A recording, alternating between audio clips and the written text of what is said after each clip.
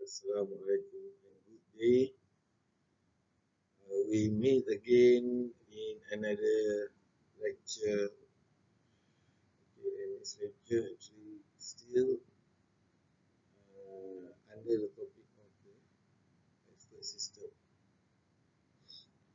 Okay, these are the outline. Okay.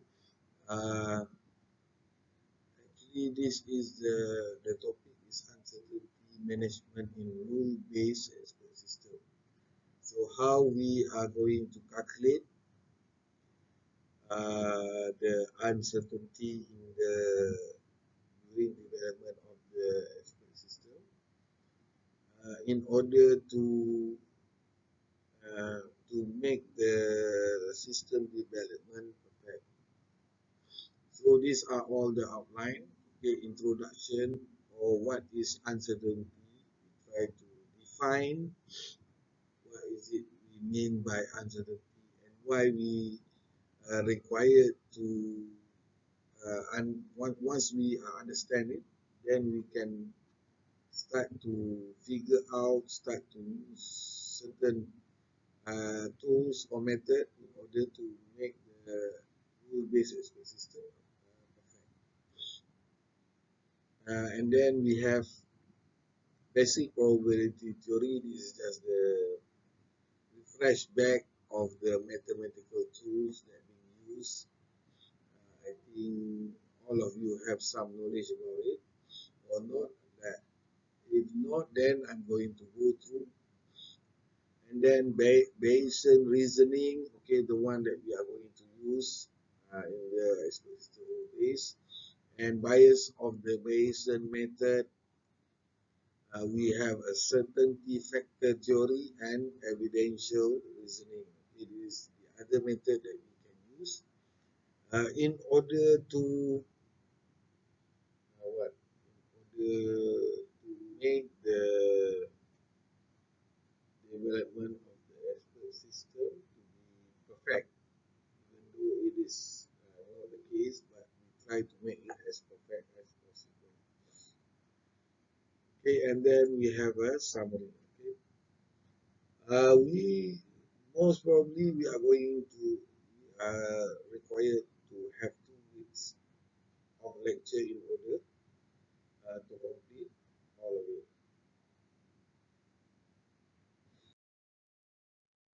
Okay, so what is uncertainty? Okay, information that we produce, or even because we are, how do I want to say it? We don't have a definite, the exact information that we can provide at all time. So information, some of the information can be incomplete, inconsistent. Incomplete means that it is not enough information should be added. Okay, maybe lack of information. And then inconsistent, sometimes the information that we provide actually you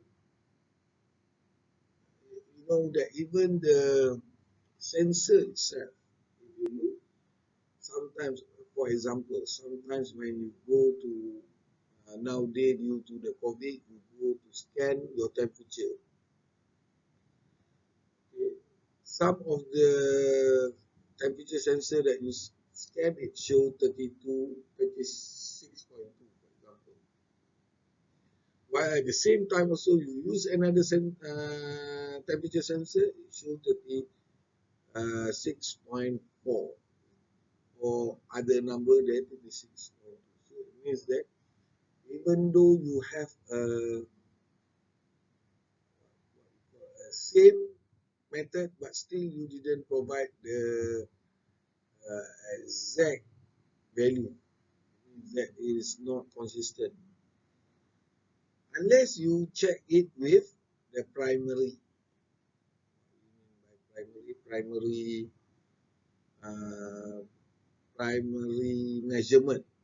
For example, if you want to check weight of 1 kilo, there are certain places, I'm not sure where it kept it in order to other measurement to be measured by to make a calibration. Same as others also. How can you tell this temperature is 36, 37? You need to have what we call uh, things that you need, primary that you need to make a calibration so the system that you develop is consistent. And then we have uncertain.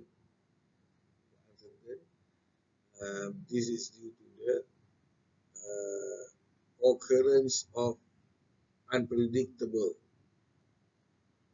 occurrence of event is cannot be predicted, or maybe the information is not maybe all of it. So in other words, information is often unsuitable for solving the problem.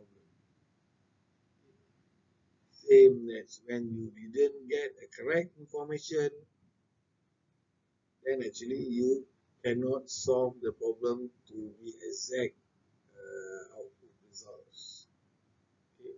And this information also sometimes, and most of the time, are not exact. Okay? They have incomplete, inconsistent, or uncertain, or it can have all of it.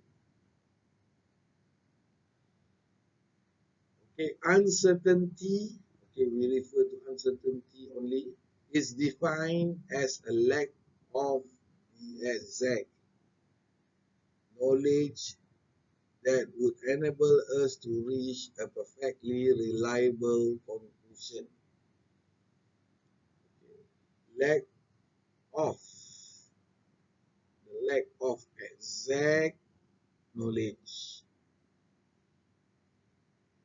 okay, which would be enable us to reach a reliable conclusion. Classical logic permits only exact reasoning. Okay, if you use the classical logic, okay, it only permits the exact reasoning. Means that either you get the result or you don't get the result. There is no in between. Okay, it is assume that perfect knowledge always exists. We can, yeah, it exists.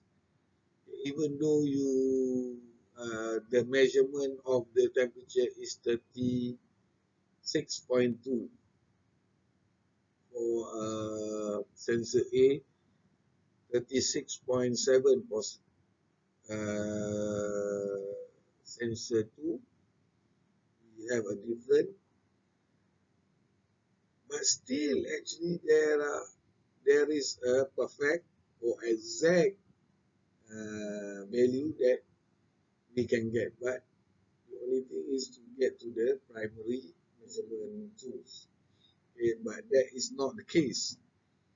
Okay, so it means that it is as perfect knowledge is always exists, and the law of the excluded middle can always be applied.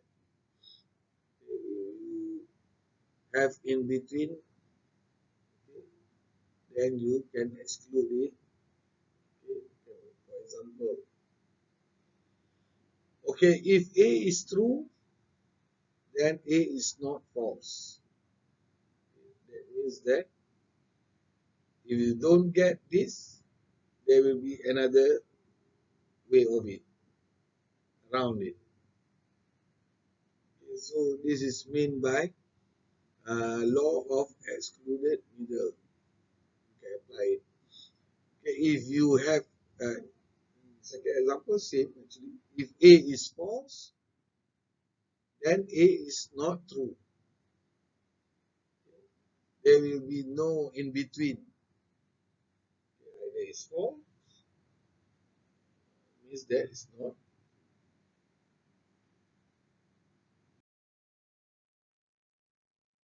Okay, now we look at where actually the source of uncertainty knowledge came from.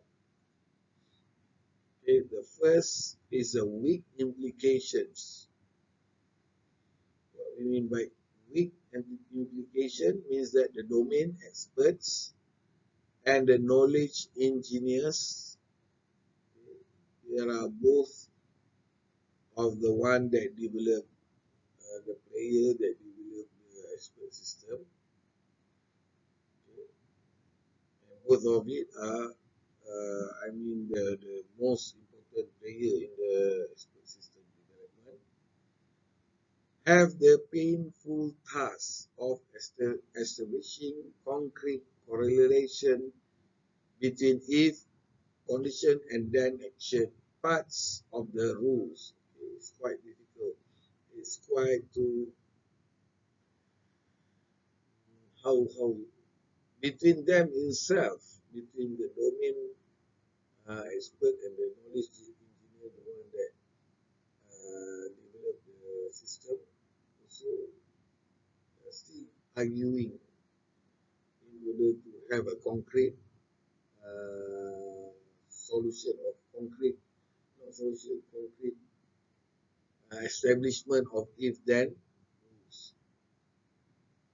So therefore, expert system need to have the ability to handle a vague association. For example, by accepting the degree of correlation as a numerical certainty factors. Then this is one of the way, because still we cannot get the exact concrete results. So the system that we develop actually need to accept a degree of correlation, where we can present it in a numerical certainty factors. So that's why it is good to understand how we conduct the uncertainty in expert system.